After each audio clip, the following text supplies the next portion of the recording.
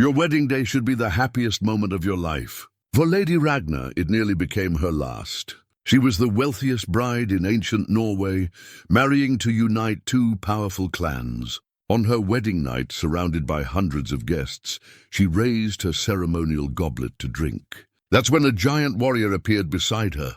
Torvi had been her dead brother's most trusted fighter. He had vanished 3 winters ago after the funeral. Now he stood like a ghost among the celebrating nobles. "Your wine has poison," he whispered in her ear.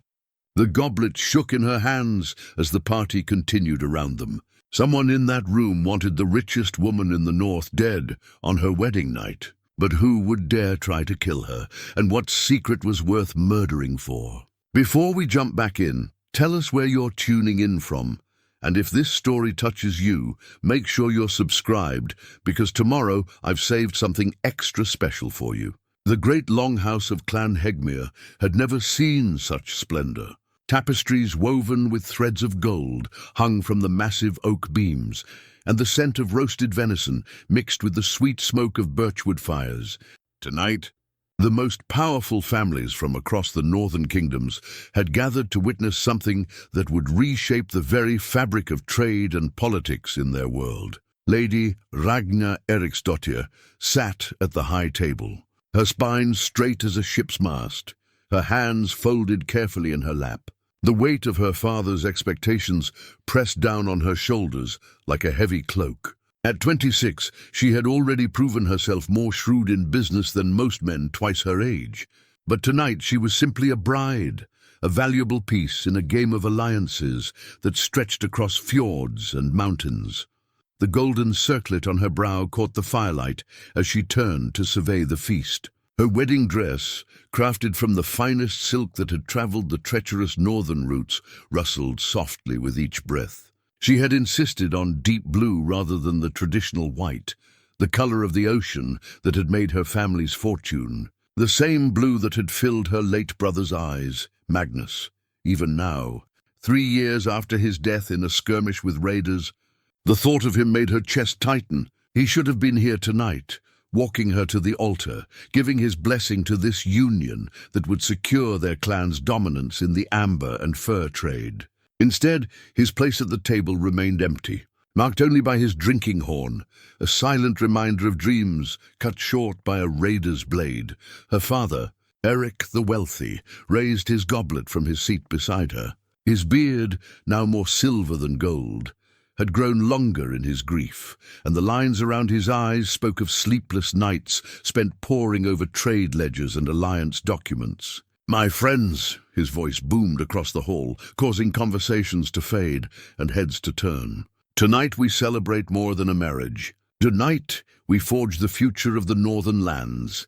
The assembled nobles, jarls, merchants, and clan leaders raised their cups in response. Ragnar recognized most of them. Jarl Gunnar of the coastal settlements, his weathered face scarred from countless sea battles. Lady Astrid of the mountain clans, whose iron mines had made her nearly as wealthy as the Eriksons, and dozens of others whose loyalty had been carefully cultivated through years of trade agreements and mutual benefit. But it was the man beside her, her husband as of 3 hours ago, who commanded her attention now.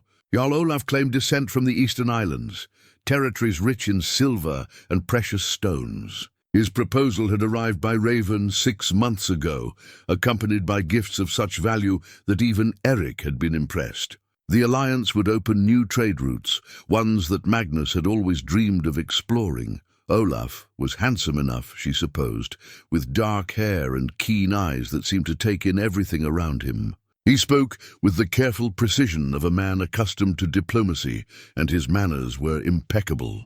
Yet something about him felt rehearsed, as if he were playing a role rather than living it. When he smiled at her now, she noticed it never quite reached his eyes. "You seem distant, my lady," Olaf murmured, leaning closer so only she could hear. "Are you not pleased with our union?" "I am thinking of my brother," Ragnar replied honestly. He would have loved this celebration. Olaf's expression softened with what appeared to be genuine sympathy. Magnus was well known even in the Eastern Islands. His courage in battle was legendary. The mention of Magnus's courage sent an unexpected pang through her heart. Her brother had been brave to a fault, always the first to charge into danger, always protecting those who couldn't protect themselves. It was what had made him such an effective war leader, and ultimately what had gotten him killed. "Tell me about these eastern islands," she said, changing the subject before her emotions could betray her. "I confess I know little beyond their reputation for silver."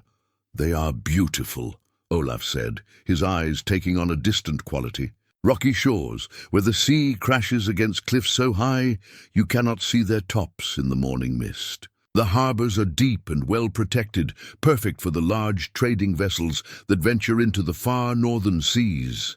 As he spoke, Ragna found herself studying his hands. They were soft, unmarked by the calluses that came from rope work or sword practice. For a man who claimed to rule island territories, he showed little evidence of a life spent on ships or in battle.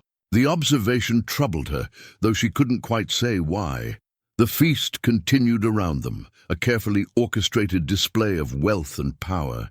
Servants moved between the tables with platters of food that represented the finest each clan could offer. Honeyed mead from the mountain settlements, fresh salmon from the coastal fjords, and exotic spices that had traveled impossible distances to reach this northern hall. Ragna's attention was drawn to a commotion near the entrance. A group of travel-worn warriors had arrived, their cloaks still damp from the evening rain. She recognized them as men who had served under various clan leaders, the kind of skilled fighters who sold their swords to whoever could pay their price. Such mercenaries were common at large gatherings, often hired as additional security or simply drawn by the promise of good food and strong drink. One figure among them made her breath catch in her throat. Even with his back turned, even after 3 years, she would know that silhouette anywhere. Torvi Magnusson stood head and shoulders above the other warriors, his massive frame unmistakable even in the dim light near the entrance. His dark hair, now grown longer than she remembered, was pulled back with a leather cord, and she could see the familiar pattern of scars across his sword arm. Her heart hammered against her ribs. Torvi had been Magnus's closest friend, his shield brother in countless battles. When Magnus died, Torvi had simply disappeared, vanishing into the wilderness like a ghost. Some said grief had driven him mad. Others claimed he had sought death in hopeless battles against impossible odds. Ragna had feared she would never see him again. Now he was here, on her wedding night, moving through the crowd with the same predatory grace she remembered. He wore simple traveler's clothes, but she could see the outline of weapons beneath his cloak. His presence felt both like a gift and a warning, a reminder of the brother she had lost and the dangerous world that lay beyond these warm, firelit walls. "Do you know that man?" Olaf asked, following her gaze. "He served my brother," Ragna managed, her voice carefully neutral. "I haven't seen him since the funeral." "Interesting that he would choose tonight to return," Olaf observed, and something in his tone made her look at him more sharply. Before she could respond, the ceremonial moment arrived. A servant approached with an ornate silver goblet, its surface carved with intricate patterns that told the story of their clan's history. This was the traditional wedding cup, filled with wine blessed by the old gods and the new. According to custom, the bride must drink first, followed by the groom, sealing their union not just in the eyes of men, but in the sight of the divine. Ragna accepted the goblet with steady hands, feeling the weight of tradition and expectation. The wine was red as blood, its surface reflecting the firelight like a dark mirror. Around her, the hall had grown quiet. This was the moment everyone had been waiting for, the final, irrevocable step that would bind two clans together and reshape the balance of power in the northern kingdoms. She raised the goblet toward her lips, the cool metal touching her skin. The wine's aroma was rich and complex, carrying hints of honey and distant spices. In a few seconds it would be done. She would truly be Jarl Olaf's wife, her father's greatest political achievement realized, her own future secured in ways both golden and gilded. That was when the shadow fell across her table. Torvi stood beside her chair like a mountain given human form. his presence so commanding that conversations died in widening circles around them. Up close, she could see the changes 3 years had wrought. His face was leaner, marked by new scars and the kind of weariness that came from too many battles and too little peace. But his eyes, those storm-grey eyes that had always reminded her of winter seas, burned with the same fierce intelligence she remembered. In his massive hand, he held a simple silver ring bearing the seal of Clan Hegmir. Magnus's ring, the one he had worn into his final battle, the one that should have been buried with him. "Your wine has poison," Torvi whispered. His voice pitched so low that only she could hear. The goblet trembled in her hands, wine nearly spilling onto her wedding dress. Around them the celebration continued. Guests laughing and talking, musicians playing, servants bustling between tables. But for Ragna, the world had suddenly become very small and very dangerous. She looked into Torvi's eyes and saw the truth there. Not madness, not grief, but the same steady competence that had made him Magnus's most trusted warrior. He was not here by chance. He had not simply wandered into her wedding feast. He had come with purpose, carrying her dead brother's ring and a warning that could mean the difference between life and death. Someone in this room, someone among these carefully chosen guests, wanted her dead. The goblet grew heavy in her hands as she stared into the wine that should have sealed her marriage, but might instead have ended her life. All around them, the feast continued in ignorant celebration. While 3 feet away from her new husband, a ghost from her past had just saved her from a fate worse than any she could have imagined. Her wedding day, the happiest moment of her life, had just become something else entirely. The game, whatever it was, had only just begun. Ragna's mind raced as she processed Torvi's warning. The goblet felt like molten lead in her hands, its ornate carvings suddenly seeming to mock the very idea of celebration. She had to make a choice, and she had perhaps seconds to make it convincingly. "My lady." Olaf's voice carried a note of concern. "The wine grows cold." With deliberate grace, Ragna lifted the goblet as if to drink, then paused, pressing her free hand to her forehead. "Forgive me," she said, her voice carrying just enough tremor to sound genuine. "The excitement of the day, I feel suddenly dizzy." It was a performance worthy of the finest scold, and it gave her the excuse she needed to lower the goblet without drinking. Around the high table, concerned murmurs arose. Her father leaned forward, his weathered face creased with worry. "Perhaps some air," suggested Lady Astrid from across the table. The hall has grown quite warm. Olaf was already rising, his movements smooth and solicitous. "Of course. Let me escort you." "No!"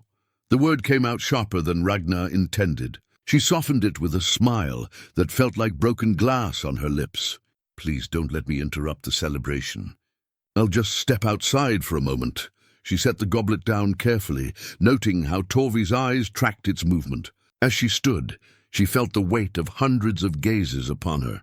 The bride retiring early from her own wedding feast would fuel gossip for months, but gossip was preferable to death. Torvi melted back into the crowd as she made her way toward the side entrance, his movement so natural that she almost lost sight of him. But she could feel his presence, a steady shadow ensuring her safety as she navigated between tables of increasingly drunk and boisterous guests. The night air hit her like a physical blow, cold and clean after the smoky warmth of the longhouse.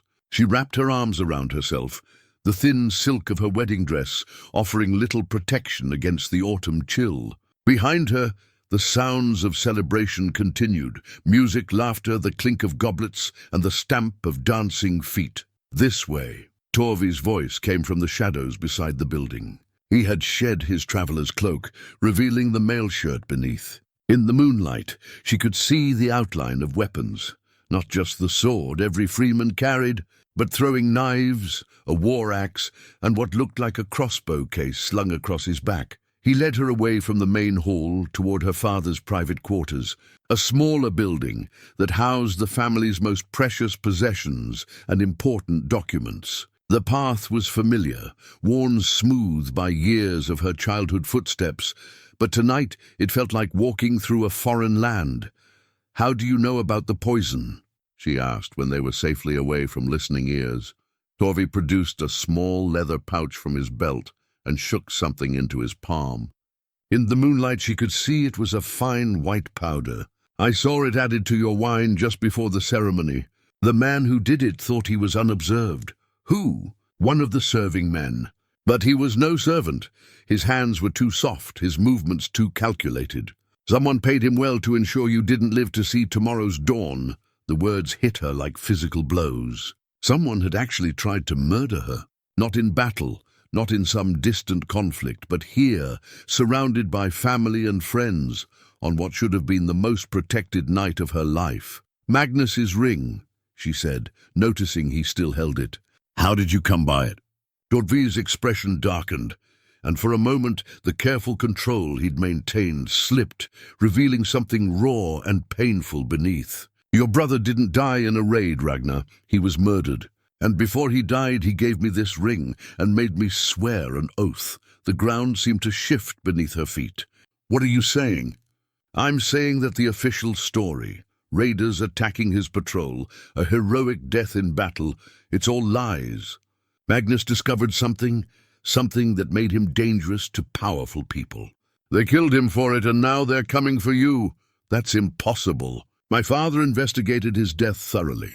There were witnesses. Witnesses can be bought. Reports can be falsified. Torvi stepped closer, his voice dropping to an urgent whisper. Magnus didn't trust anyone completely, but in his final moments, he trusted me with the truth. He made me promise to protect you if anything happened to him. Then where have you been for 3 years? The question burst out of her, carrying all the hurt and confusion of his sudden disappearance. If you swore to protect me, why did you vanish? Pain flickered across his features. Because I was a coward. Because losing Magnus nearly broke me, and I couldn't face the responsibility he'd placed on my shoulders. I ran, Ragna. I spent 3 years fighting in distant lands, trying to drink away the memory of his dying words. But a promise to a dead friend has a way of haunting a man. Before she could respond, the sound of footsteps on gravel made them both freeze. Someone was approaching the family quarters, moving with purpose through the darkness. Torvi's hand went to his sword hilt as he positioned himself between Ragna and the approaching figure. Lady Ragna. It was one of her father's household guards, a man she'd known since childhood. Your father is concerned. He asked me to check on you. I'm fine, Bjorn, she called back, trying to keep her voice steady. Just taking some air. I'll return shortly. The guard's silhouette paused, and she could sense him scanning the shadows where Torvi stood hidden. Very well, my lady, but perhaps you shouldn't be out alone. There are strangers in the hall tonight. I'm perfectly safe, she assured him, though the words felt hollow in her mouth. After Bjorn's footsteps faded, Torvi emerged from concealment. He's right about the strangers. I counted at least 6 men I didn't recognize, all claiming to be in Olaf's retinue. But their accents are wrong for the Eastern Islands, and they move like professional killers. The pieces were falling into a pattern that terrified her. You think my husband is part of this conspiracy? I think your husband isn't who he claims to be. The real Jarl Olaf of the Eastern Islands died 8 months ago. I've spent time in those waters. Word of a Jarl's death travels fast among traders and raiders. Whoever married you tonight, he's an imposter. The revelation hit her like a blow to the chest. Her wedding, her father's carefully negotiated alliance, the future of her clan, all of it built on lies. We have to tell my father. Can we trust him? The question stopped her cold. Eric the Wealthy was many things. Ambitious, calculating, sometimes ruthless in his business dealings, but he was her father. The idea that he might be involved in a plot against his own children was almost too monstrous to contemplate. He loved Magnus, she said, but even as the words left her mouth, she remembered her father's dry eyes at the funeral, his quick move to handle the aftermath of his son's death. Love and politics don't always align in the world of powerful men, Torvi said gently. Magnus learned that lesson too late. A new thought struck her, one that made her stomach clench with dread. If they wanted me dead tonight, why use poison? Why not simply have me killed by bandits on the road, or in some accident that couldn't be traced back to anyone? Because your death had to happen in a specific way, at a specific time. Think about it. You die on your wedding night. Your new husband inherits your dowry and your claim to your father's trade networks. A grieving widower would have the sympathy of every clan leader in the north. The full scope of the conspiracy began to dawn on her. This wasn't just about her death. It was about the systematic dismantling of everything her family had built. "The merchant ledger," she whispered, understanding flooding through her. "Magnus always kept detailed records of our trade routes, our contacts in distant lands, our secret agreements. If someone got hold of that information, they could destroy your competitors and corner the entire northern trade network," Torvi finished. "Your father keeps it locked in his private chambers, doesn't he?"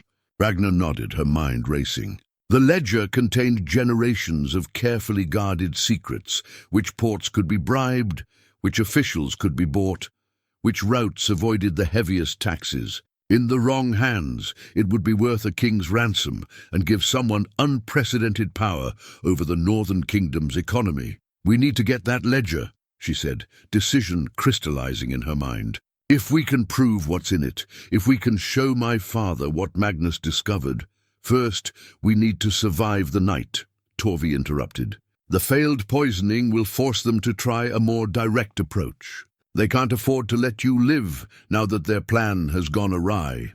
As if summoned by his words, the sound of steel being drawn from sheaths whispered through the night air. Dark figures were moving around the perimeter of the family quarters, their movements coordinated and purposeful. The celebration in the great hall continued, its sounds drifting across the courtyard like music from another world. But here, in the shadow of her father's house, Ragna faced the terrible truth that her wedding night had become something else entirely, a desperate fight for survival against enemies who wore the faces of friends. Torvi drew his sword, the blade singing as it cleared the scabbard. "Stay close to me," he murmured, "and whatever happens, remember, Magnus died believing you could save what he couldn't. Don't prove him wrong." The first arrow shattered against the stone wall inches from her head. The real battle was about to begin. The arrow's impact sent stone chips flying as Torvi grabbed Ragna's arm and pulled her toward the doorway of her father's private quarters. His movements were fluid, controlled, the actions of a man who had faced death too many times to panic. "Inside," he commanded, shouldering open the heavy oak door. "They won't risk burning the building with the ledger inside." Ragna stumbled into the familiar space, her silk wedding dress catching on the doorframe. The room smelled of parchment and seal wax, lined with wooden chests and shelves that held her father's most precious documents. Moonlight streamed through narrow windows, casting everything in silver and shadow. "Bar the door," Torvi ordered as he moved to peer through one of the windows. Ragna lifted the heavy wooden beam into place just as something heavy thudded against the outer wall. "How many?" she asked, trying to keep her voice steady. "At least 4. Maybe more." He was checking his weapons with the methodical precision of a professional soldier. "They're surrounding the building, but they're being careful. They need you alive long enough to make your death look accidental." The words sent ice through her veins. She moved to her father's desk and began searching through the drawers, looking for anything that might serve as a weapon. Her fingers found the hilt of a ceremonial dagger, not much against trained killers, but better than nothing. "There," Torvi said, pointing to a leather tube propped against the far wall. "Is that what I think it is?" Ragna followed his gaze and felt her heart skip. The tube contained Magnus's hidden map, the one he'd spent months creating in secret, documenting northern trade routes that no other merchant knew existed. She had discovered it among his possessions after his death, but had never understood its full significance. "Magnus was always drawing maps," she said, moving to retrieve the tube. "Father thought it was just a hobby." "Your brother was smarter than anyone gave him credit for," Torvi replied grimly. "This map shows routes worth fortunes, passages through the ice that could cut months off trading voyages to the far north. No wonder someone wanted him dead." The map unrolled to reveal Magnus's careful handwork. Detailed coastlines, depth markings, seasonal ice patterns, and most importantly, locations of previously unknown harbors where ships could shelter and resupply. In the right hands, this information could revolutionize northern trade. These routes, Ragna breathed, tracing one with her finger, they bypass the established trading posts entirely. Someone using these could undercut every major merchant in the region. And your brother discovered someone was already using them, Torvi said. That's what got him killed. A scraping sound from above made them both look up. Someone was on the roof, moving carefully across the wooden shingles. And Torvi motioned for silence as he positioned himself beneath the largest beam, sword ready. We can't stay here, Ragna whispered. They'll eventually find a way in. There's a passage, she said suddenly, remembering childhood games of hide and seek. Behind the tapestry there, it leads to the old storage cellars. Magnus and I used to play in them. Torvi glanced at the heavy weaving that covered the far wall. Can we get out through the cellars? There's a tunnel that emerges near the harbour. Father had it built during the clan wars, in case the compound was ever besieged. Before Torvi could respond, the sound of splintering wood came from the main door. The attackers had apparently decided subtlety was less important than speed. Voices carried through the night air, urgent whispers in accents that confirmed Torvi's suspicions about strangers in their midst. Go, he said, moving toward the tapestry. I'll cover our retreat. I'm not leaving you. This isn't a debate. Ragna, your life is more important than mine. The fierce protectiveness in his voice reminded her suddenly of Magnus, of the way her brother had always insisted on facing danger first. But there was something else there too, a personal investment that went beyond duty to a dead friend. Behind the tapestry, a narrow passage opened into darkness. The air was stale and cold, carrying the scent of old timber and earth. Ragna had explored these tunnels countless times as a child, but tonight they felt alien and threatening. The ledger, she said suddenly. We can't leave without it. Torvi was already at her father's private chest, working at the lock with a thin blade. Which one? The iron-bound chest. Third shelf. The lock clicked open, just as the main door gave way with a tremendous crash. Torvi grabbed a thick leather-bound volume and tossed it to her. Move! They plunged into the passage as heavy footsteps thundered into the room behind them.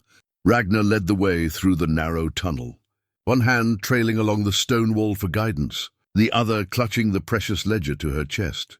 The tunnel sloped downward, following the natural contours of the land toward the harbour. Behind them, angry voices echoed as their pursuers discovered the hidden passage. But the tunnel was narrow.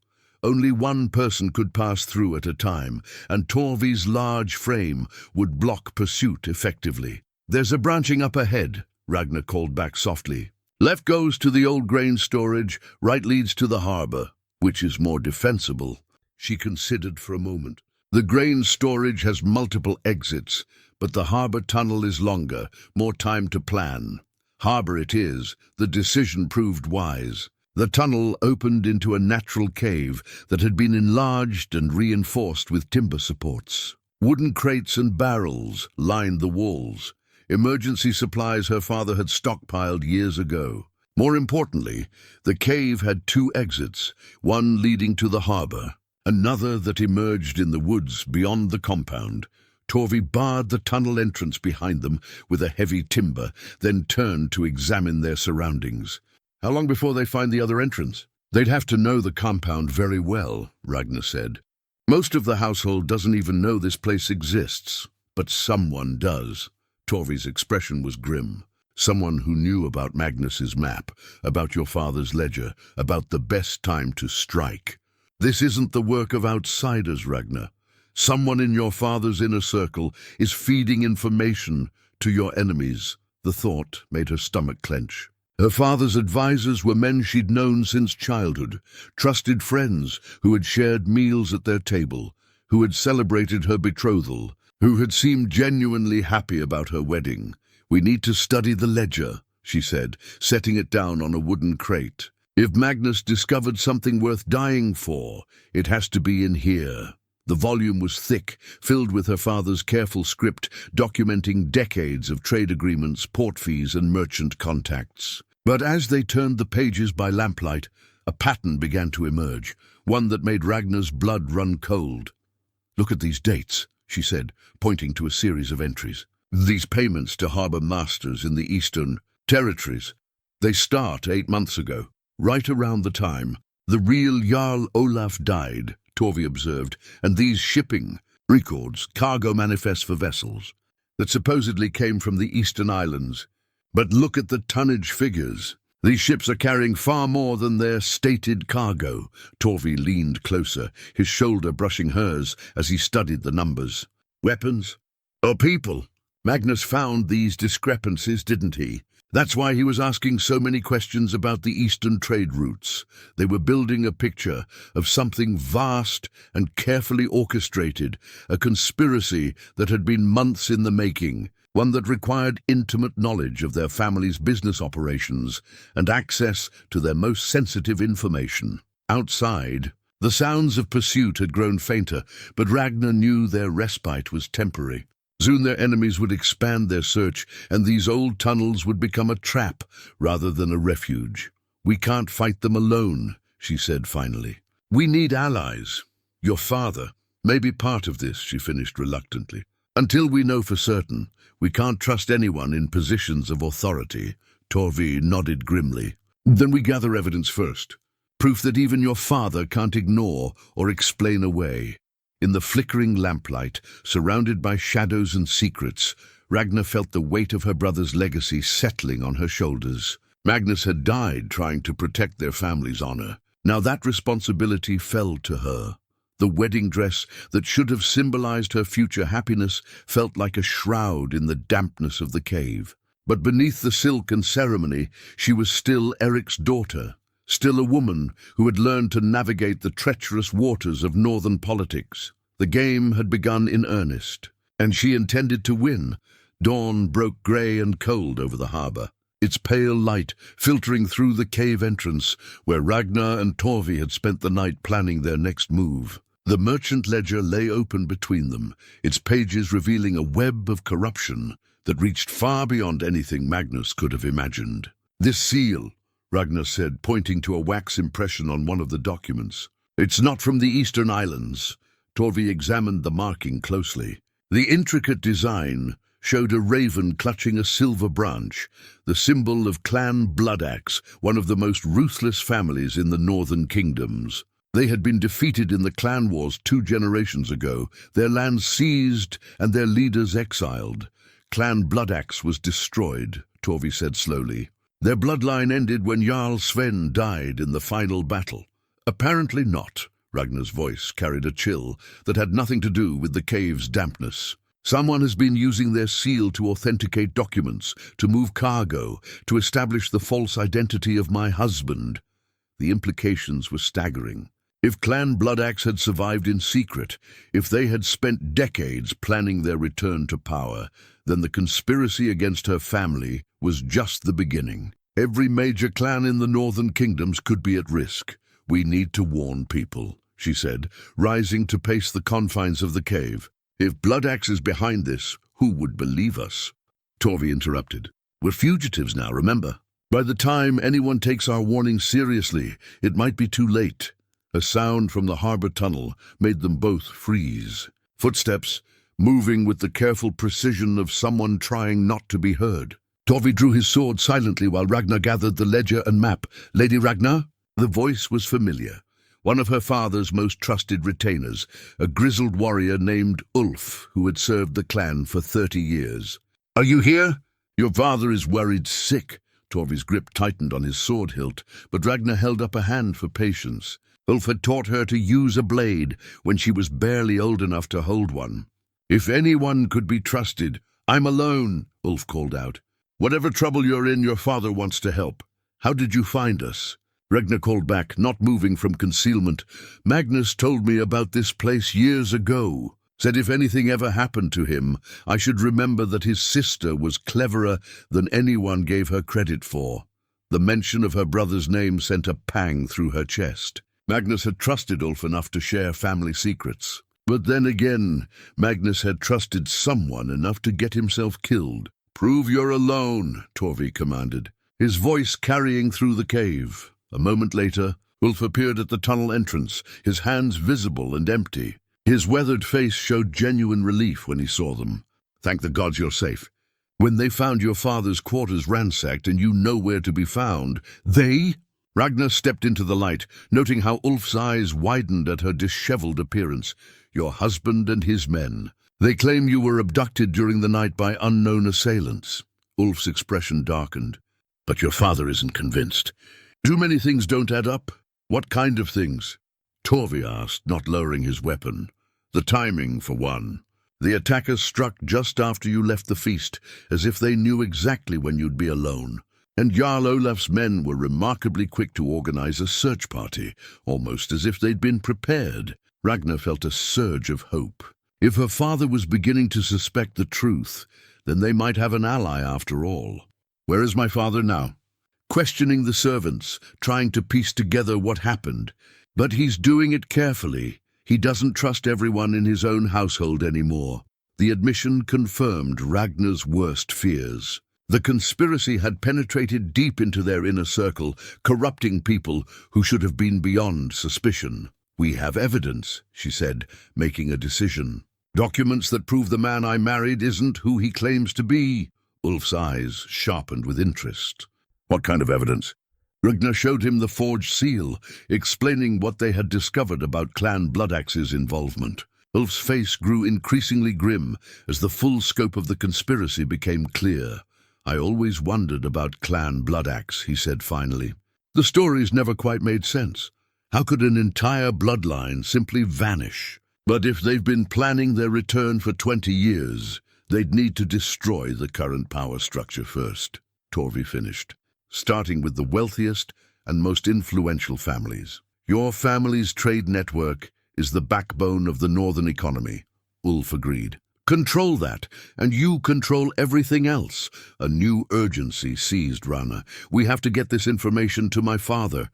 If Clan Bloodaxe is making their move now, they'll strike at other targets simultaneously," Ulf said.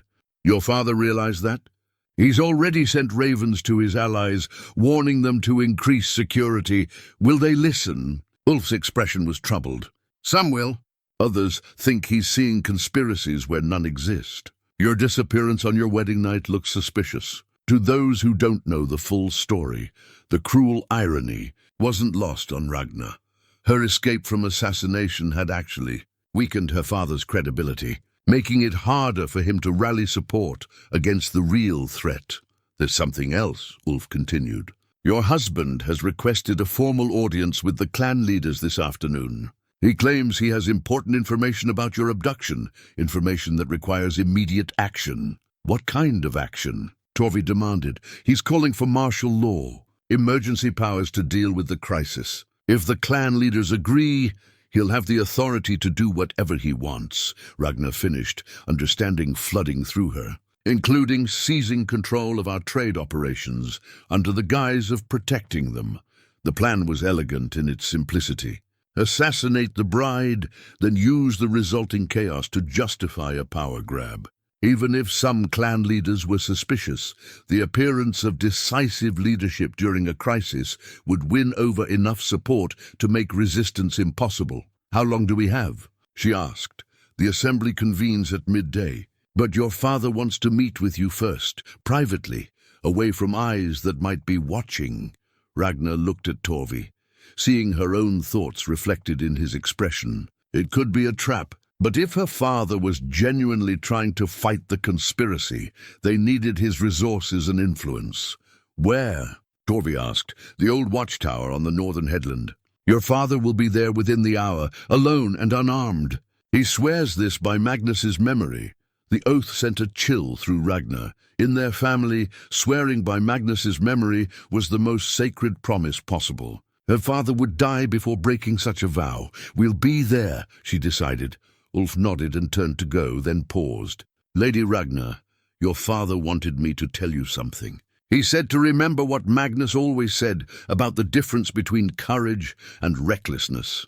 Her brother's words came back to her clearly. "Courage is facing danger for a purpose. Recklessness is facing danger for its own sake." As Ulf disappeared back into the tunnel, Ragnar gathered the evidence they had assembled. The forged seal felt warm in her palm, a tangible reminder of the deception that had nearly cost her life. "Do you trust him?" Torvi asked. "I trust my father's oath," she replied. "But I don't trust anyone else." They had perhaps an hour to prepare for a meeting that could either save her family or deliver them directly into their enemy's hands. Either way, the time for hiding was over. The real battle was about to begin. The watchtower stood like a weathered sentinel against the grey morning sky, its stone walls scarred by decades of northern storms. Ragna approached it with careful steps, every shadow potentially concealing an enemy archer. Beside her, Torvi moved with the fluid alertness of a predator, his hand never straying far from his sword hilt.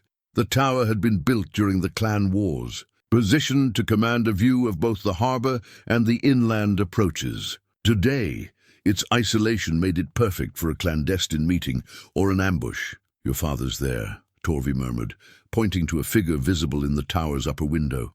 "But I count at least 2 other positions that could hide watchers." Ragna studied the approaches, her merchant's eye automatically calculating sightlines and escape routes. If this is a trap, they've had time to prepare it properly.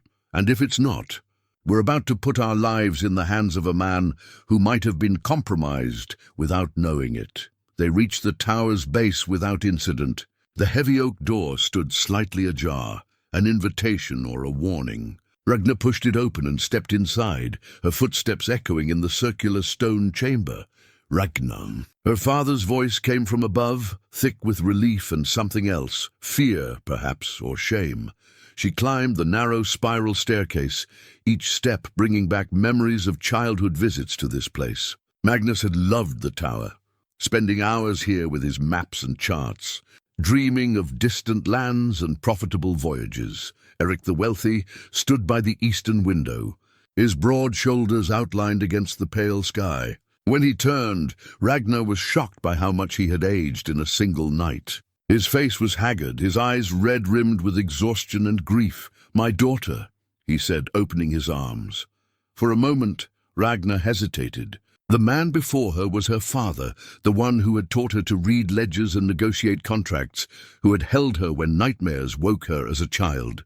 But he was also the man who had arranged her marriage to an impostor, who might have been involved in Magnus's death. The hesitation lasted only a heartbeat before paternal love overwhelmed suspicion. She went to him, accepting his embrace, feeling the tremor in his hands as he held her. "I thought I'd lost you too," he whispered against her hair. "When they told me you'd vanished." "Father." She pulled back to look at him. "We need to talk." Eric's gaze shifted to Torvi, who had positioned himself near the stairway. "Magnus's friend. I wondered when you might return." "I should have returned sooner," Torvi replied, his voice carrying the weight of old guilt. "Perhaps. Or perhaps you returned at exactly the right time." Eric moved to a wooden table where he had spread several documents. "I've been reviewing our records, trying to understand how this conspiracy penetrated so deeply into our affairs." Ragnar approached the table, recognizing some of the papers as contracts and correspondence dating back months. "What have you found?" "Inconsistencies. Small ones at first, but they form a pattern when viewed together." Eric pointed to a series of shipping manifests. "These vessels claim to be carrying timber and furs from the eastern islands. But the port fees don't match the declared cargo. They're too high for simple trade goods."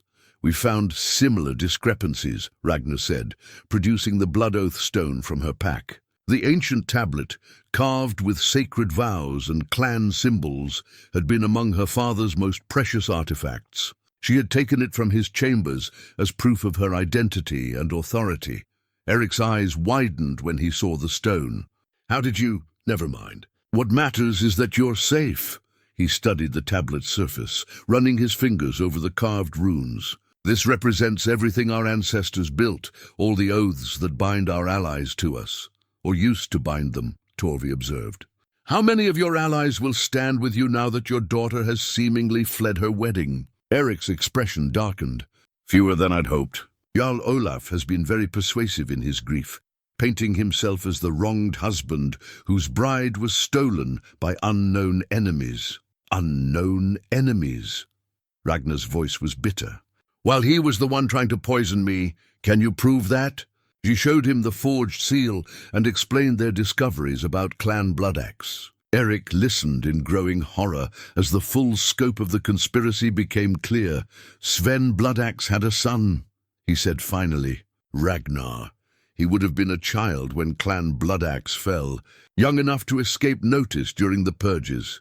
Old enough now to plan revenge, Torvi added, and patient enough to spend 20 years preparing for it. Eric slammed his fist on the table, making the documents jump.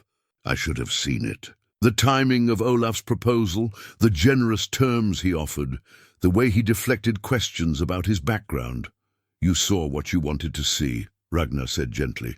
A prestigious alliance that would secure my future and strengthen the clan. A father's love blinded me to dangers that a merchant should have recognized. Immediately, Eric's self-recrimination was painful to witness. Magnus tried to warn me, didn't he? Those questions he kept asking about the eastern trade routes. He discovered something that got him killed, Torvi confirmed. But we don't know exactly what. Eric was quiet for a long moment, staring out at the harbor where ships bobbed at anchor. Magnus came to me 3 days before he died. He wanted to discuss irregularities in our shipping records, the same ones I've been studying. I told him I was too busy to review them immediately. The admission hung in the air like an accusation. 3 days. If Eric had listened to his son's concerns, if he had investigated the irregularities immediately, Magnus might still be alive. You couldn't have known, Ragnar said, though the words felt hollow. A father should protect his children. I failed Magnus, and I nearly failed you. Eric turned from the window, his face set with new determination. But I won't fail again. What are you proposing? We expose the conspiracy publicly at the clan assembly, present the evidence, reveal Olaf's true identity, rally the other leaders against Clan Bloodaxe. They won't believe us, Torvi warned. Not without more proof than we currently have. Then we get more proof. Eric moved to another section of documents. Olaf's men are staying in the merchants' quarter. Their belongings might contain evidence of their true allegiance. You're talking about breaking into their quarters. Ragnar said, I'm talking about searching the property of men who tried to murder my daughter. The legal niceties seem less important under the circumstances. It was a dangerous plan, one that could backfire spectacularly if they were caught. But it might be their only chance to gather enough evidence to convince the clan assembly. There's something else, Eric continued. I've been in contact with some of Magnus's old friends, warriors who served with him, traders who trusted his judgment. They're willing to help, but they need proof that their loyalty won't be wasted on a lost cause. How many? Torvi asked. Enough to make a difference if we can coordinate properly. For the first time since the previous night's terror began, Ragnar felt a spark of hope. They weren't alone in this fight. Magnus's memory still commanded loyalty, and her father's influence hadn't been completely destroyed by the night's events. But hope was a dangerous thing. It could lead to recklessness, to the kind of mistakes that had already cost Magnus his life. We need to be careful, she said. Clan Bloodaxe has been planning this for 20 years. They won't be easily defeated. No, Eric agreed. But they've made one crucial mistake. What's that? Eric's smile was grim as winter steel. They underestimated my daughter. The blood oath stone seemed to pulse with ancient power in the morning light, a reminder that some promises transcended death, that some bonds could not be broken by treachery or time. The real war was about to begin.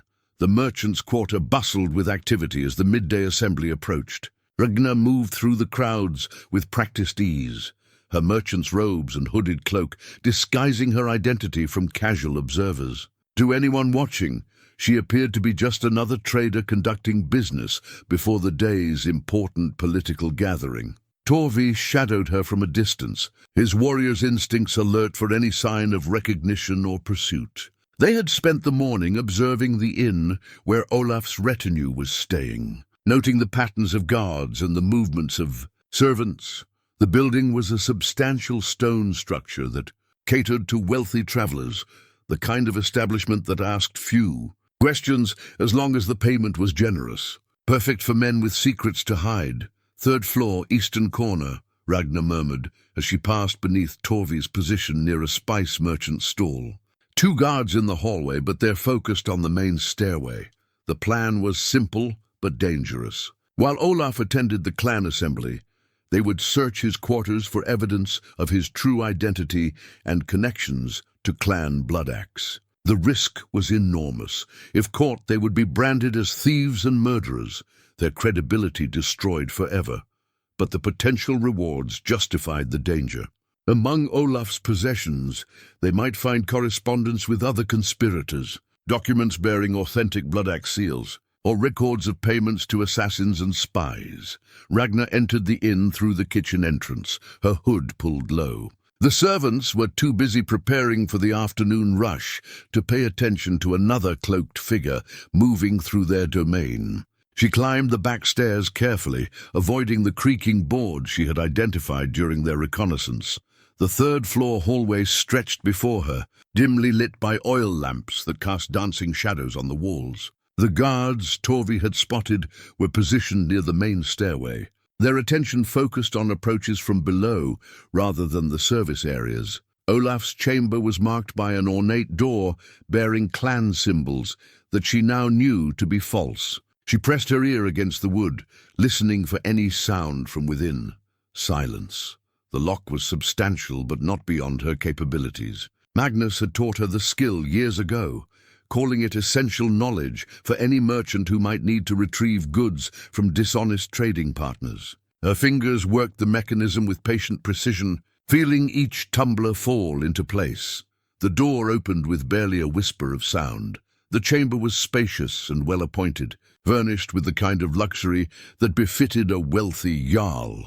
But as Ragna began her search, she noticed details that reinforced their suspicions. The clothing was fine but new, no signs of the wear that came from years of use. The weapons displayed decoratively on the walls bore no battle scars, no marks of genuine service. Most telling of all was what she found hidden beneath a false bottom in the largest chest, a scroll of parchment bearing the authentic seal of Clan Bloodaxe and signed with a name that made her blood run cold. Ragnar Svensson, rightful heir to the Bloodaxe legacy. The document outlined the conspiracy in chilling detail, not just the plan to destroy her family, but a comprehensive strategy to eliminate every major clan leader who might oppose. Bloodaxe's return to power.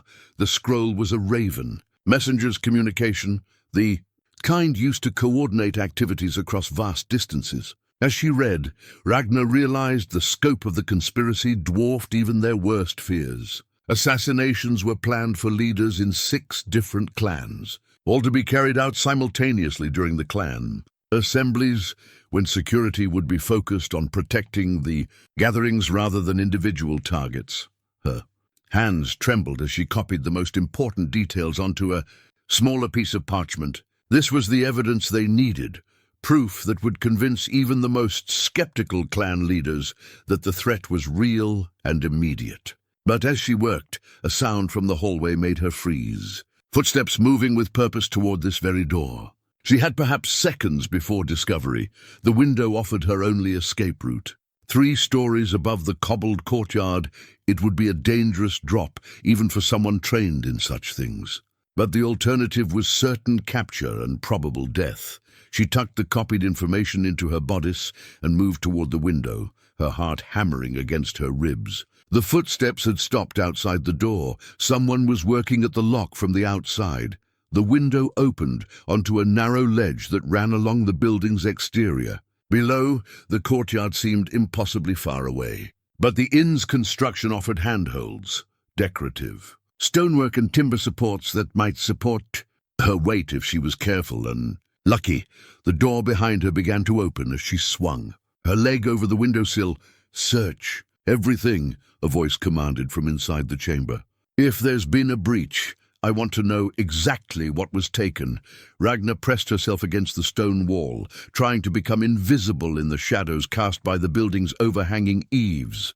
Her fingers found purchase on the rough stone as she began her descent, moving with agonizing slowness to avoid making any sound that might alert the searchers above. Halfway down, Her foot slipped on a patch of moss-covered stone. For a terrifying moment she hung by her fingertips, the courtyard spinning beneath her. Then her boot found another foothold, and she continued her desperate climb. She dropped the final distance into an alley behind the inn, landing hard but intact. Every muscle in her body ached, but she had the evidence they needed. The Raven Messenger's scroll proved beyond doubt that Clan Bloodaxe was behind the conspiracy, that the threat extended far beyond her family. And that time was running out for all of them. But as she made her way through the twisting alleys toward the assembly hall, she realized their problems had only just begun. The men searching Olaf's chamber would discover her intrusion within minutes. They would know that their conspiracy had been exposed, that their carefully laid plans were in jeopardy. Desperate enemies were the most dangerous kind. The clan assembly was already in session when she reached the great hall, its massive doors guarded by warriors from a dozen different families. Inside, she could hear the rise and fall of voices as the Northern Kingdom's most powerful leaders debated the crisis that had brought them together. Torvi materialized from the shadows beside the building, his face grim. "Did you find what we needed?" She showed him the copied information, watching his expression darken as he read. "This changes everything," he said. "If they're planning to strike at multiple targets, we have to warn everyone, now." But as they approached the assembly hall, Ragna realized they faced a new problem. How could they present evidence of a vast conspiracy without revealing how they had obtained it? How could they convince skeptical clan leaders that the threat was real when their own credibility had been damaged by the night's events? The answer came to her as she saw her father emerge from the hall's side entrance. Eric's face was troubled, his conversation with another clan leader animated and urgent. "Father," she called softly. He turned, relief flooding his features when he saw her safe. "Did you find anything?" She handed him the copied scroll, watching as his face went pale with understanding. "By all the gods," he breathed. "This is worse than we imagined. Can you get the assembly to listen?"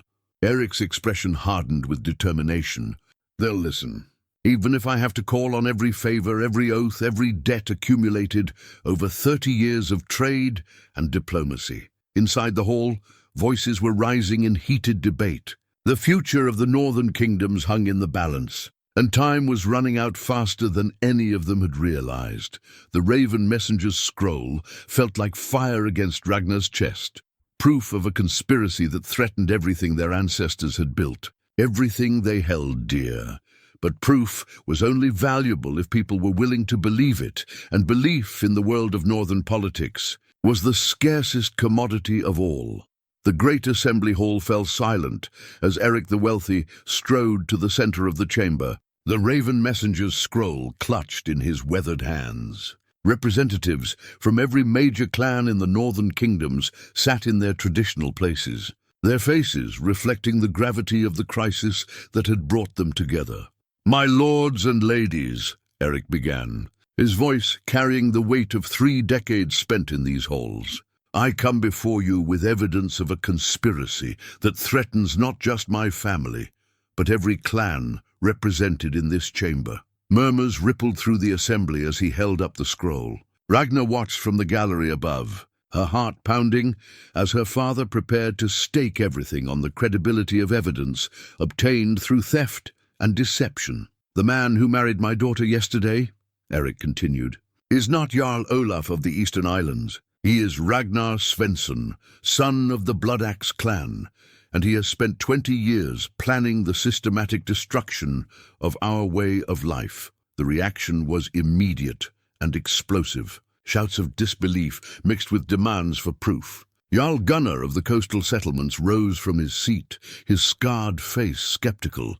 "Eric, we understand your grief over your daughter's disappearance," Gunnar said, his voice cutting through the noise.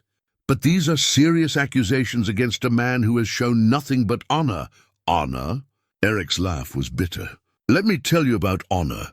He began reading from the scroll, his voice growing stronger with each damning revelation. "The planned assassinations, the coordinated attacks on clan holdings, the systematic infiltration of trading networks. Each detail painted a picture of conspiracy so vast and carefully orchestrated that even the skeptics began to lean forward in their seats. But it was Olaf's reaction that told the real story. The Jewish false Jarl sat in his place of honor beside the empty chair that should have held his bride, and Ragnar could see his composure beginning to crack. His hands gripped the armrests of his chair with white-knuckled intensity, and his eyes darted toward the exits as if calculating escape routes.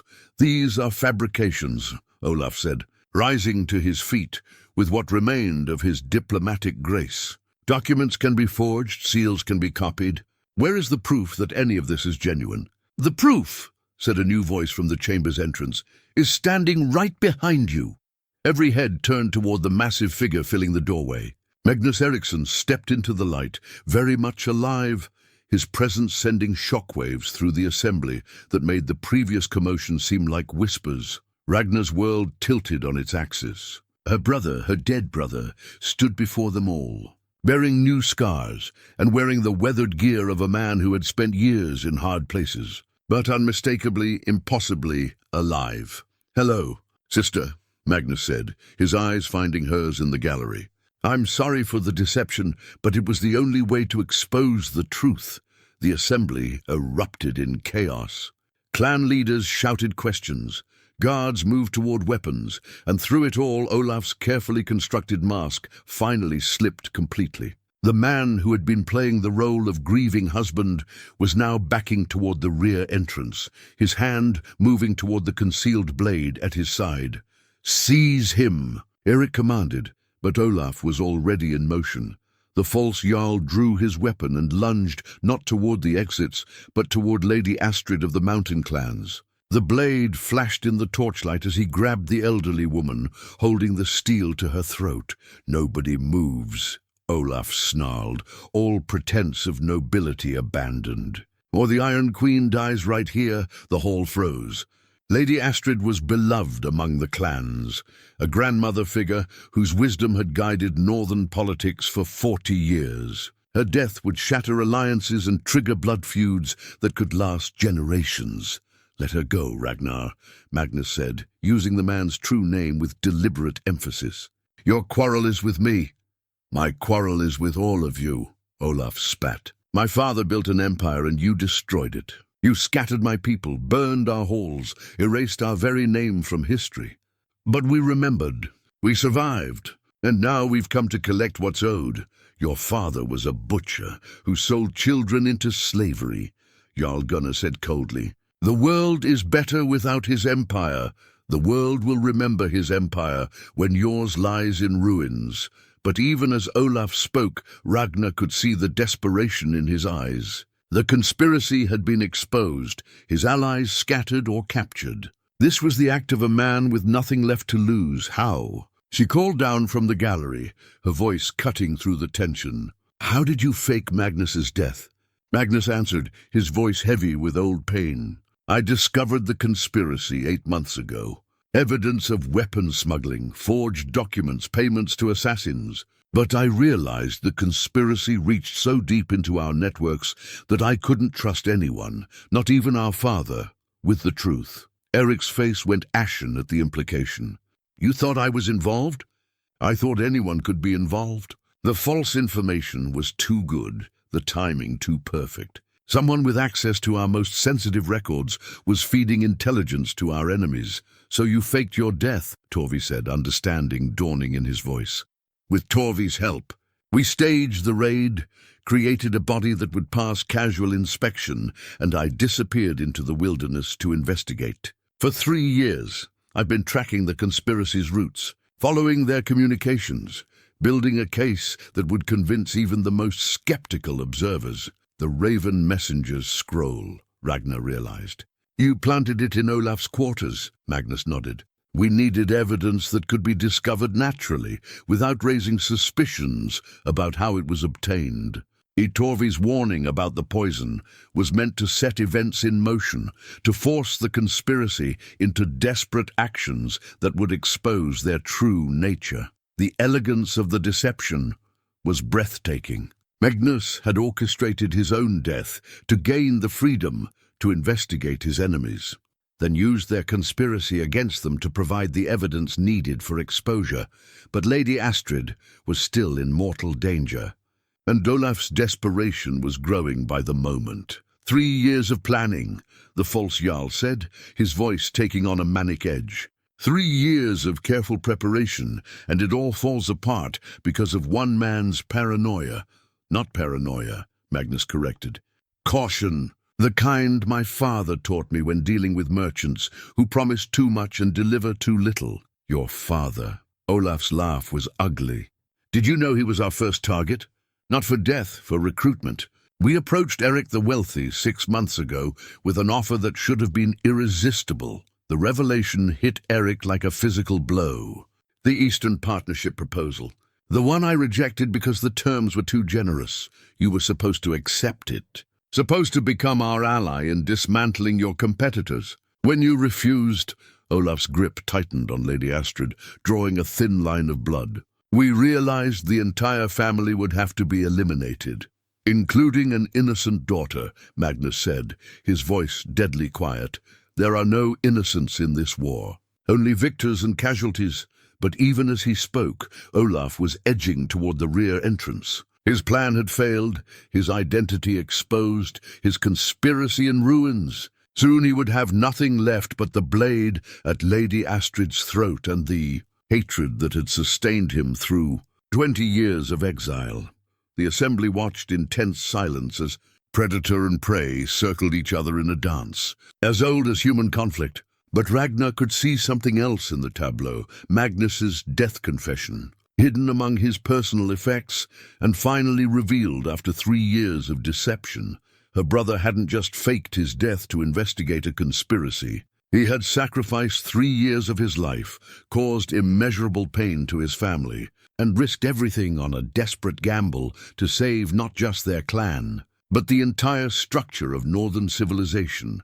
The question now was whether his sacrifice would be enough. In the flickering torchlight of the great hall, surrounded by the most powerful people in the known world, a madman held a blade to an old woman's throat, while the future of kingdoms hung in the balance. And somewhere in that moment, Ragnar realized that the game was far from over. The real test was just beginning. The ancient war horn of Clan Hegmir had not sounded for 20 years, not since the final battles that ended the clan wars and established the current order. Its deep, resonant call echoed across the assembly hall and beyond, reaching every corner of the compound and the surrounding settlements.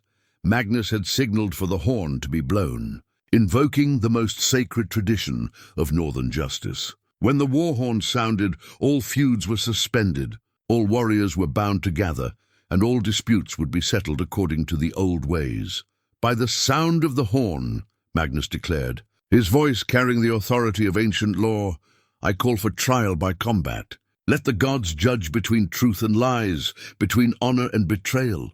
The effect was immediate and transformative. The chaotic energy of the assembly crystallized into something older and more primal, the focused attention of warriors preparing to witness divine judgment. Even Olaf's grip on Lady Astrid seemed to loosen slightly as the weight of tradition pressed down on them all.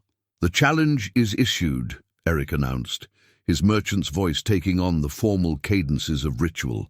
Who stands as champion for the accused? I stand for myself, Olaf snarled, but his bravado couldn't hide the desperation in his eyes. And I choose the manner of combat, to the death, with whatever weapons we carry. It was a calculated choice. Olaf was younger than Magnus, less scarred by years of hard living, and he fought with the desperate fury of a man who had nothing left to lose. But Magnus had spent 3 years in the wilderness, hardening himself against dangers that would have killed a softer man. Before the combat begins, Magnus said, there are things that must be spoken. Truths that died with me 3 years ago and must be resurrected now. He moved to the center of the hall, his presence commanding absolute attention. In his hands, he held a leather scroll case that Ragnar recognized, the container where he had always kept his most important documents. The conspiracy against our clans runs deeper than any of us imagined, Magnus began. Clan Bloodaxe didn't simply survive their defeat, They transformed it into the foundation of a new kind of warfare. Instead of armies and open battle, they chose infiltration and corruption. From the scroll case, he produced a series of documents that made several clan leaders shift uncomfortably in their seats. For 20 years, they've been placing agents in key positions throughout our territories. Merchants who reported on trade secrets, servants who observed family discussions, warriors who fed intelligence to our enemies. "You're lying," Olaf said, but his voice lacked conviction. "The proof is here," Magnus continued, holding up a detailed roster. "Names, positions, payments made over 2 decades. Some of you will recognize people you trusted, people who sat at your tables, who knew your children's names, who reported your every move to Clan Bloodaxe." The implications were staggering. If the information was accurate, it meant that every major decision made by the northern clans over the past 20 years had been compromised. Trade agreements, military strategies, even marriage negotiations, all of it had been observed and reported to enemies who were supposedly extinct. "My lords," said Jarl Gunnar, his weathered face pale with understanding. "If this is true, it's all true," Magnus confirmed. "And there's more. The eastern islands that Olaf claimed to rule? They've been under Bloodaxe control for 5 years. The real Jarl Olaf didn't die 8 months ago. He died 5 years ago, murdered by the same people who tried to kill my sister. The systematic nature of the deception was becoming clear. Clan Bloodaxe hadn't simply planned a few assassinations. They had spent decades positioning themselves to control the entire northern economy. The false marriage alliance was just the final piece in a puzzle that had been 20 years in the making. "Why tell us this now?" asked Lady Astrid, her voice remarkably steady, despite the blade still hovering near her throat. "Why reveal everything when you could have simply eliminated the immediate threat?" Magnus's expression grew solemn, because the immediate threat was never the real danger. Killing Ragnar Svensson won't end this conspiracy. It will only force it underground again, where it can continue to grow and evolve. From the gallery above, Ragnar watched her brother with a mixture of admiration and heartbreak. The man who had returned from his supposed death was harder than the one who had left, marked by years of solitary investigation and the terrible burden of secrets. But his essential nature remained unchanged.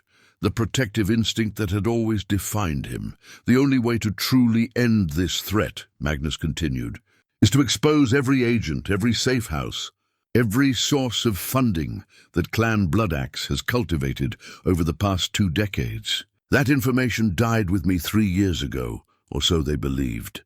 He reached into his tunic and withdrew a small iron key, its surface worn smooth by years of handling. "This opens a chest hidden in the old watchtower, a chest containing 3 years' worth of intelligence gathered at considerable personal cost. Names, locations, financial records, everything needed to root out this conspiracy completely."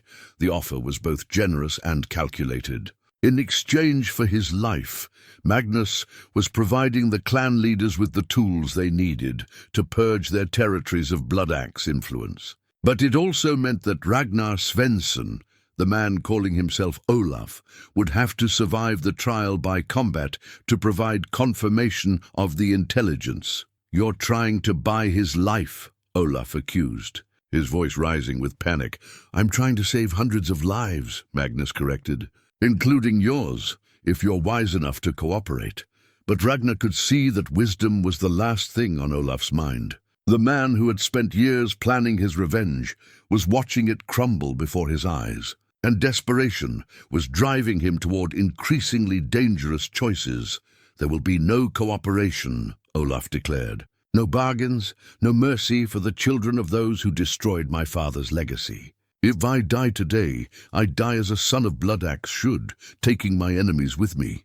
His grip on Lady Astrid tightened, and Ragnar saw the calculation in his eyes. He was preparing for something, a final, destructive act that would deny his enemies the victory they thought they had won. "Torvi," Magnus said quietly, his voice barely carrying beyond the first row of seats. The massive warrior had been positioning himself carefully during the confrontation, moving with the patient precision of a hunter stalking dangerous prey. At Magnus's signal, he shifted slightly, angling for a clear line of attack that wouldn't endanger Lady Astrid. But Olaf was also a trained warrior, and he sensed the threat. His free hand moved towards something concealed in his belt, not another weapon, but a small vial containing liquid that caught the torchlight with an oily sheen. "Poison," Torvi warned, recognizing the substance. "The same kind used on your wine." The revelation sent a chill through the assembly. If Olaf could dose Lady Astrid with the poison, if he could kill the Iron Queen in front of dozens of witnesses, the resulting chaos would provide the distraction he needed to escape. Worse, her death would shatter the carefully maintained alliances that held the northern kingdoms together. "Everyone stay back," Magnus commanded, drawing his sword with fluid precision. "This ends now." The blade that emerged from its scabbard was unlike any weapon Ragna had ever seen her brother carry. The steel was dark, marked with patterns that suggested extensive use in combat, and the edge held a sharpness that spoke of constant maintenance. This was not a ceremonial weapon or a merchant's protection. This was the sword of a man who had learned to kill efficiently and without hesitation. "Where did you get that blade?" Eric asked, recognizing that something fundamental had changed in his son. "From the first blood axe agent I encountered," Magnus replied, without taking his eyes off Olaf, "a man who tried very hard to prevent me from leaving his territory alive." The implication was clear. Magnus's 3 years of investigation had not been spent in libraries and archives. He had fought his way through hostile territory, faced deadly enemies, and emerged as something harder and more dangerous than the merchant prince who had supposedly died in a border skirmish. "You've become a killer," Olaf observed, and there was almost admiration in his voice.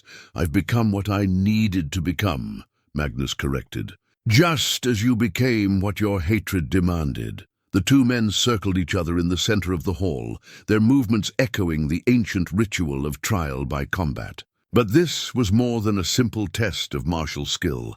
It was a confrontation between two philosophies, two visions of how justice should be dispensed in a world where power and survival were constantly at odds. Around them, the assembled clan leaders watched in silence, understanding that the outcome of this fight would determine not just the fate of one conspiracy, but the future structure of their entire civilization. The war horn's echoes had faded, but its call still resonated in the stone walls and the hearts of everyone present.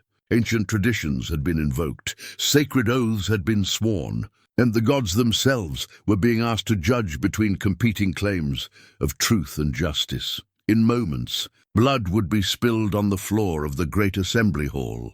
But whose blood and what it would mean for the future of the northern kingdoms remained to be determined by blade and skill and the favor of powers greater than any mortal authority. The trial by combat was about to begin, and with it, the final reckoning for 20 years of hatred and betrayal. The clan assembly ring had been carved into the stone floor of the great hall generations ago, its circular boundary marking the sacred space where justice was dispensed according to the old ways. As Magnus and Olaf took their positions within its confines, the assembled clan leaders formed a living wall around them, their faces grave with the weight of witnessing divine judgment. "By the ancient laws," Eric announced, his voice carrying the formal authority of tradition, "let the gods decide between truth and falsehood, between honor and betrayal. Let no man interfere with their judgment, whatever form it may take." Ragna watched from the gallery as her brother tested his grip on the dark-bladed sword, his movements economical and precise. The weapon seemed to belong in his hands now, as if 3 years of hard living had transformed him from merchant to warrior, as completely as his staged death had transformed him from living man to ghost. Opposite him, Olaf had released Lady Astrid, but kept the poison vial prominently displayed in his left hand.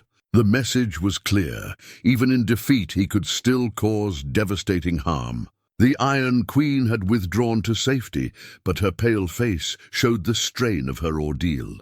"Before we begin," Olaf called out, his voice echoing in the stone chamber. "Let me tell you what your precious Magnus really is. 3 years ago, he didn't just discover our conspiracy, he tried to join it. The accusation hit the assembly like a physical blow. Murmurs of shock and disbelief rippled through the gathered clan leaders as Magnus's expression darkened with anger. "Lies," Eric said sharply, but uncertainty flickered in his eyes. "Is it?" Olaf smiled with cruel satisfaction. "Ask him about the meeting in the border tavern, the one where he offered to sell his family's trade secrets in exchange for a place in our new order. Ask him why he really disappeared for 3 years. Was it to investigate us or to join us?" Magnus's sword point dropped slightly, and for a moment Ragnar saw something like pain cross his features. "There was a meeting," he admitted, his voice barely carrying beyond the ring. "But not for the reasons he claims." "Tell them the truth, brother," Olaf pressed. "Tell them how you begged to be included in our plans, how you offered to deliver your own sister to us in exchange for power and gold." The silence in the hall was deafening. Even those who knew Magnus best seemed to struggle with the implications of Olaf's words. 3 years was a long time for a man to be away, long enough for loyalties to shift and principles to erode. "I went to that meeting," Magnus said finally, raising his sword again, "because I needed to understand the full scope of your conspiracy. I needed to know how many of my people you had corrupted, how deep your influence reached. And when you learned the truth, when you saw the power we offered, I saw the same thing my ancestors saw when they destroyed your father's empire. Evil wearing the mask of ambition, cruelty disguised as necessity." Magnus's voice grew stronger with each word. "Everything you touch turns to poison, Ragnar. Everything you build is founded on the suffering of innocence." "Innocence?" Olaf laughed, the sound sharp and bitter in the stone chamber. "Your family built their fortune on the backs of slaves and indentured servants. Your trade routes were carved through territories where my people once lived freely. There are no innocents in this hall, only victors and the children of victors." The accusation struck home because it contained enough truth to be uncomfortable. The Northern Kingdom's prosperity had indeed been built on conquest and exploitation, on the systematic displacement of weaker peoples and the appropriation of their resources. But Magnus stood his ground. "Our ancestors' sins don't justify your crimes. The choice before us isn't between perfect good and necessary evil. It's between building something better and tearing everything down in pursuit of revenge." "Pretty words," Olaf sneered, shifting into a combat stance. "Let's see if your sword fights as well as your tongue." The first exchange came without warning, steel meeting steel in a shower of sparks that seemed to ignite the very air. Olaf fought with the desperate fury of a man who had nothing left to lose, his blade weaving patterns of death that would have overwhelmed a lesser opponent. But Magnus had indeed become something different during his years away. He moved with the controlled violence of a predator, each strike calculated for maximum effect, each defense flowing seamlessly into counterattack. The merchant prince, who had supposedly died 3 years ago, was gone, replaced by someone harder and infinitely more dangerous. The fight ranged across the sacred circle, neither man able to gain a decisive advantage. Olaf's youth and desperation gave him speed and unpredictability, while Magnus's experience and discipline allowed him to weather the storm of attacks and respond with measured precision. Blood began to flow, first from a shallow cut on Olaf's sword arm, then from a gash across Magnus's ribs. The assembled clan leaders watched in tense silence, understanding that they were witnessing more than a simple trial by combat. This was a clash between two visions of the future, two incompatible ideas about justice and survival, in a world where power was the ultimate arbiter of right and wrong. As the combatants pressed their attacks with growing intensity, Ragna found herself gripping the gallery railing with white-knuckled hands. The brother she had mourned for 3 years was fighting for his life, and for the vindication of everything their family had built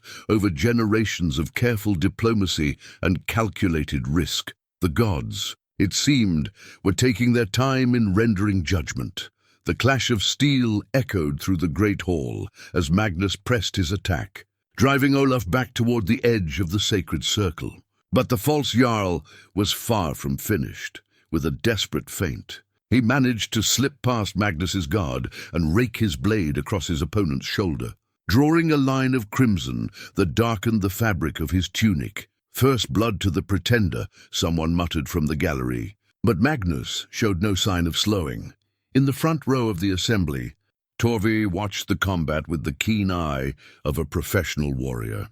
In his massive hands, he held Magnus's sword, the blade their dead friend should have carried into this fight, the weapon that bore the weight of oaths and memories spanning decades of brotherhood. The sword was a masterwork of northern craftsmanship. Its steel folded and refolded until the metal held patterns like flowing water. Along the fuller, runes had been etched in the old script, words of protection and victory that had been blessed by the priests of both the old gods and the new. This was not just a weapon, but a symbol of everything Magnus had stood for in life. "Your brother fights well," Torvi murmured to Ragna, who had descended from the gallery to stand beside him. "But he's holding back." "What do you mean?" "He's fighting to subdue, not to kill. Look at his targeting. He's avoiding fatal strikes, trying to disable rather than destroy." Ragna studied the combat more carefully and realized Torvi was right. Despite Olaf's attempts to kill him, Magnus was fighting with restraint, seeking to end the conflict without taking a life. "He still believes Olaf can be redeemed," she said, understanding flooding through her, "and that mercy will get him killed." As if summoned by Torvi's words, Olaf suddenly broke away from the swordwork and hurled the poison vial toward the assembled clan leaders. The glass shattered against the stone floor, releasing a cloud of toxic vapor that sent the nearest spectators scrambling backward in panic. In the confusion, Olaf drew a hidden dagger from his boot and lunged at Magnus with renewed fury. The merchant-turned-warrior barely managed to parry the surprise attack, and suddenly the false Jarl was inside his guard, grappling for control of the larger blade. "This is how your investigation ends," Olaf snarled as they struggled. "This is how the great Magnus Eriksson dies, poisoned by the same toxin meant for his precious sister." The vapor from the shattered vial was spreading, its sweet scent carrying the promise of death to anyone who breathed too deeply. Magnus could feel his strength beginning to ebb as the poison entered his lungs, and Olaf's desperate grin showed that his final gambit was succeeding. But in that moment of crisis, Torvi acted. Magnus's sword sailed through the air in a perfect arc, thrown with the precision that had made the giant warrior legendary among his peers. The blade struck Olaf in the center of his chest, punching through mail and bone to emerge from his back in a spray of crimson. The false Jarl's eyes widened in shock and pain.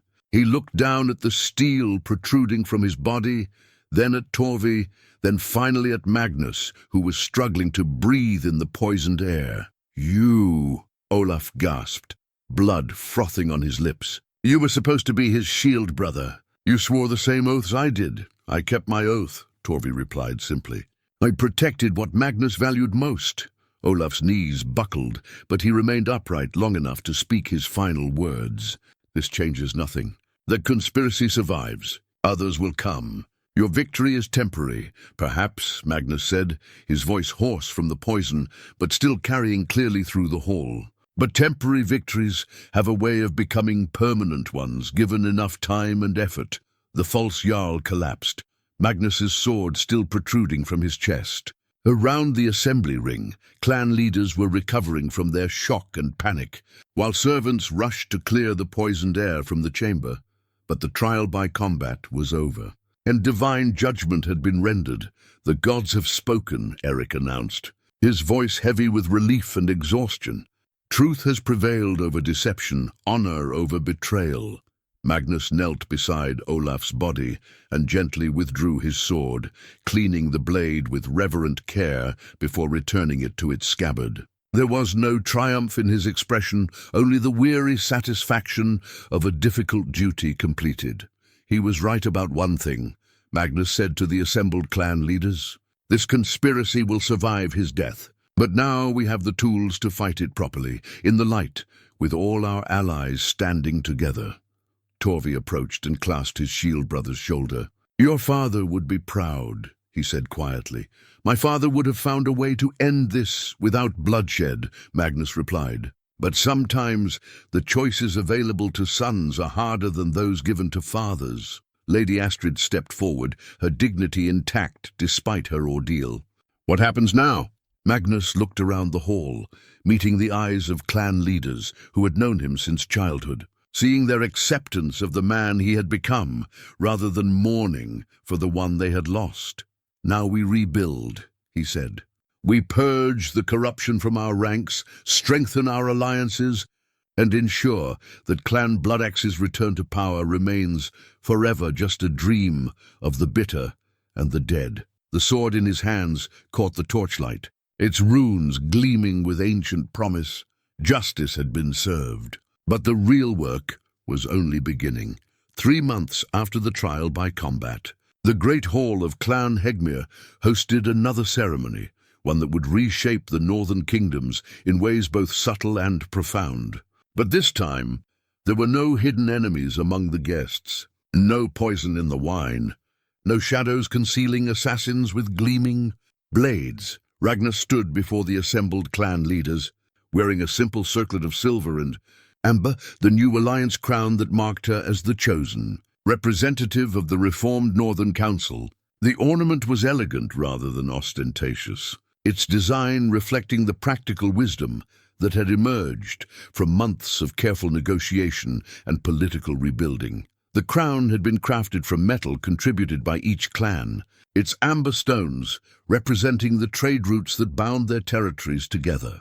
Unlike the ancient regalia that spoke of conquest and dominance, this circlet symbolized cooperation and mutual benefit, a new way of governing that honored the past while embracing the future. "My lords and ladies," Ragna began, her voice carrying the confidence that had developed through months of diplomatic training under her father's careful tutelage. "6 months ago, we discovered that our greatest strength, the trust between our families, had been turned into our greatest weakness." The assembled nobles listened with the respectful attention of people who had learned hard lessons about the price of complacency. The purge of Bloodaxe agents had been thorough but painful, revealing corruption in places where none had been suspected and forcing difficult decisions about punishment and redemption. Today, we establish new traditions built on transparency rather than secrecy, on shared vigilance rather than individual isolation. She gestured toward a series of documents laid out on the high table. "The Northern Compact represents our commitment to mutual defense and economic cooperation, but more importantly, it represents our promise to never again allow hatred and vengeance to flourish in the shadows." Magnus stepped forward from his position among the clan representatives. The months since his resurrection had softened some of the hardness that 3 years in the wilderness had carved into his features. But he would never again be the idealistic young merchant who had supposedly died in a border skirmish. That man had been transformed by necessity into something more pragmatic and considerably more dangerous. "The intelligence network that nearly destroyed us has been turned to our advantage," he reported. "We now know the locations of 17 Bloodaxe safe houses, the identities of 43 remaining agents, and the sources of funding that sustained their operations for 2 decades. The systematic dismantling of the conspiracy had taken months of careful work. Some agents had been captured and offered redemption in exchange for cooperation. Others had chosen exile over exposure. A few had resisted and paid the ultimate price for their loyalty to a cause that had died with Ragnar Svensson. "What of Clan Bloodaxe itself?" asked Jarl Gunnar, his scarred face reflecting the pragmatic concerns of a man who had fought too many wars to believe in easy victories. "Scattered," Magnus replied. "Their leadership is broken, their resources depleted, their mystique shattered. Some members have sought integration into other clans under new identities. Others have departed for distant lands where the name Bloodaxe carries no particular stigma, and the survivors who might seek revenge will find themselves facing a united front rather than isolated targets, Ragna answered. The compact includes provisions for rapid communication between territories, shared intelligence gathering, and coordinated response to external threats. Eric the Wealthy rose from his seat, his expression carrying the satisfaction of a man who had seen his life's work validated through crisis and conflict. My daughter speaks of the future, but let us not forget the lessons of the past. The Blood Axe conspiracy succeeded as long as it did because we prioritized individual advantage over collective security. The admission was painful but necessary. The competitive nature that had driven the northern clans to prosperity had also made them vulnerable to enemies who understood how to exploit their rivalries and suspicions. The new trade agreements eliminate the incentive for undercutting our neighbors, Eric continued. Shared routes, standardized tariffs, and coordinated development projects will ensure that cooperation becomes more profitable than competition. Torvi approached, the high table carrying a wooden chest that had become legendary in the months since Magnus's return. Inside were the detailed records of every Blood Axe operation, every corrupted official, every compromised trade agreement that had been discovered during the investigation. This knowledge belongs to all of us now, Magnus said, as the chest was placed prominently on display. No single clan will hold exclusive information that could be used against the others. We share our intelligence just as we share our prosperity. The symbolic gesture was powerful.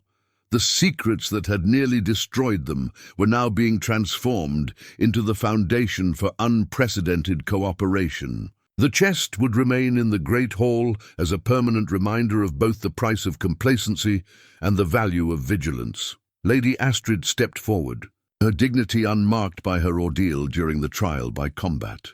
What of the personal matters? The false marriage, the damaged alliances, the families that were torn apart by deception.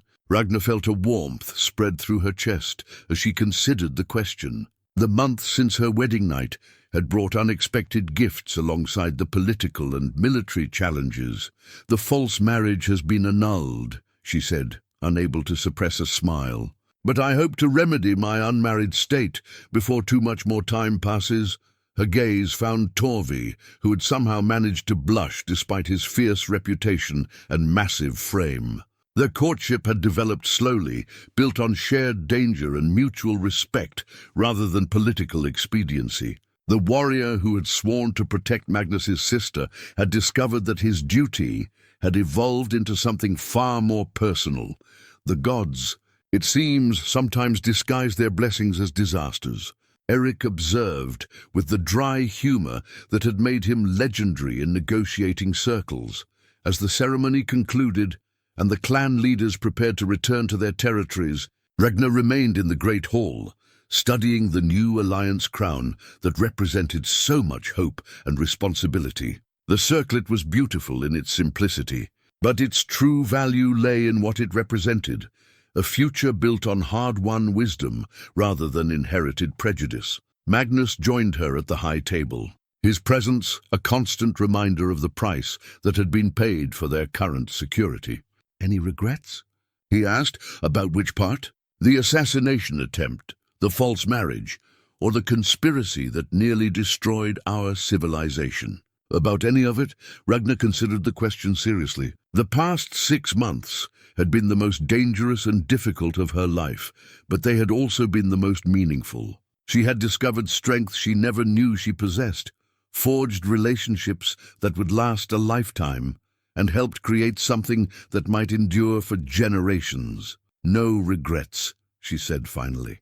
"Only gratitude for the chance to build something better from the ashes of what came before."